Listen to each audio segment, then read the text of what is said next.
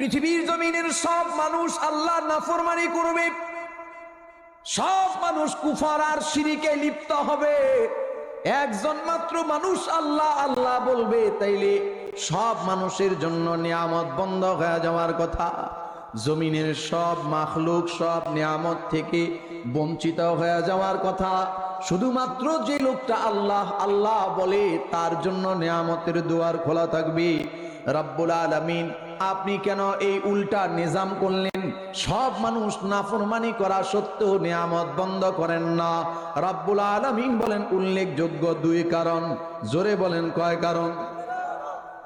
রব্বে কাবা বলেন এক নাম্বার কারণ, যেই মুহূর্তে আমার একজন ইমানদার জমিনে থাকবে ওই মুহূর্তে तमाम পৃথিবীর সব মানুষ হবে বেঈমান।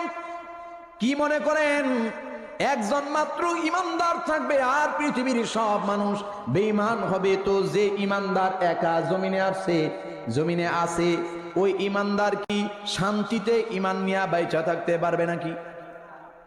এই পৃথিবীর বিশ্বের দ্বিতীয় বৃহত্তম মুসলিম দেশ, স্বাধীনতার 53 বছরে আজও পর্যন্ত এখনো পর্যন্ত কি পরিপূর্ণ ইসলামাইজেশনের কথা আমরা বলতে পারি?